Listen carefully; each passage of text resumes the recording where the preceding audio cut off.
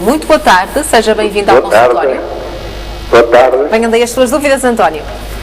Olha, as minhas dúvidas eram sobre a vista esquerda, mais à esquerda, Sim. que chora bastante.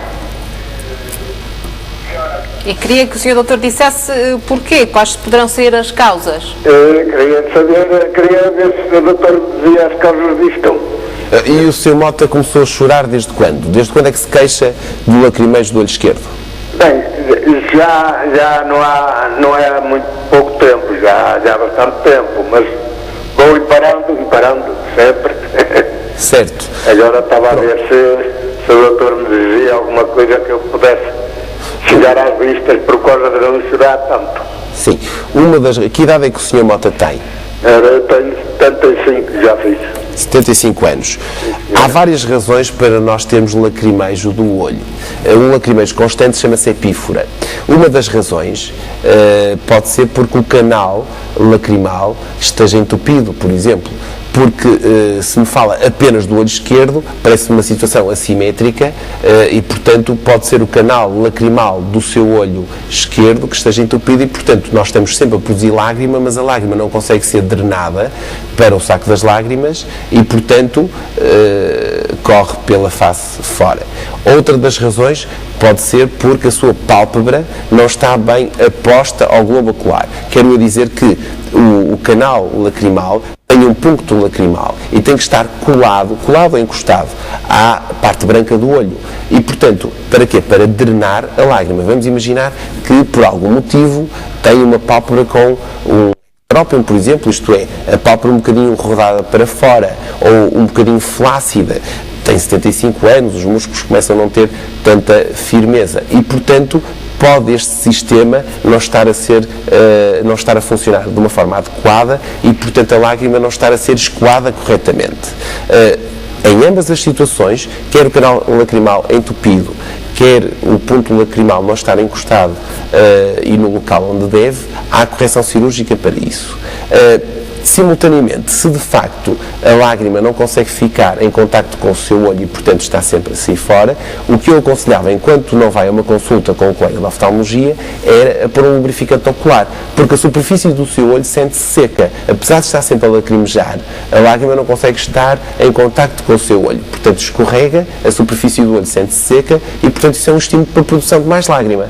E, portanto, deveria colocar um lubrificante ocular, uma lágrima artificial, portanto, no seu olho várias vezes por dia para tentar quebrar este ciclo, para sentir mais confortável e, quando puder, ir a uma consulta de oftalmologia.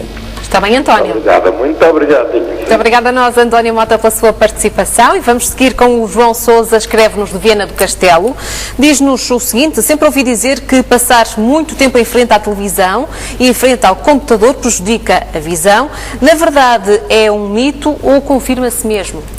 Bem, na realidade, as pessoas que passam muito tempo a fixar, isto é, a ver televisão, computador, leitura, conduzir o carro, piscam menos os olhos. Isso é fisiológico. Piscam cerca de 4 vezes menos os olhos do que quando nós estamos a fixar. E por esse motivo, a lágrima não se renova. Como a lágrima não se renova, a superfície do olho sente-se seca, como eu estava a dizer ao paciente anterior. E como se sente seca, produz lágrima em excesso, lacrimejo.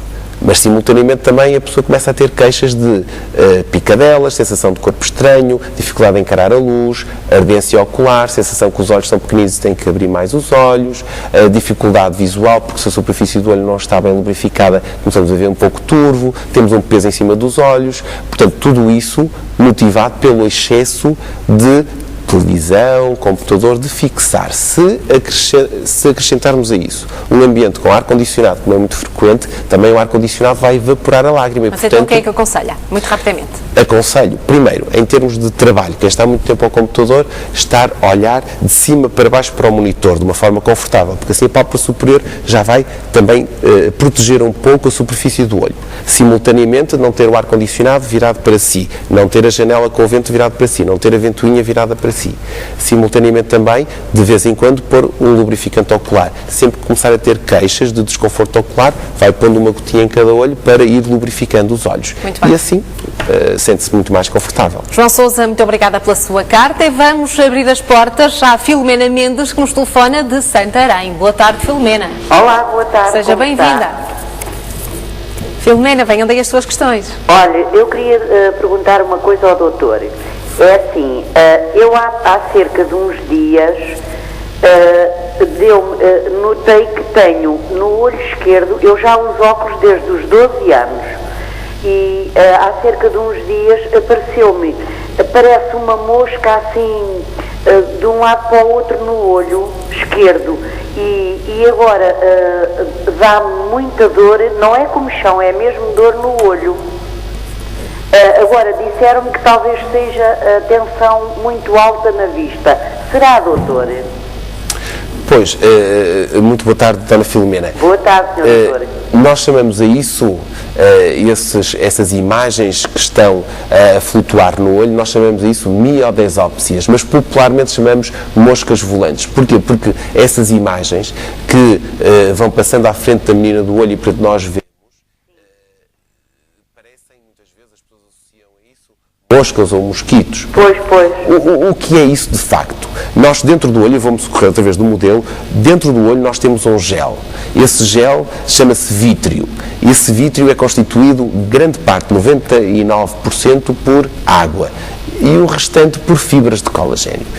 Colagênio, ácido hialurônico, enfim, por fibras.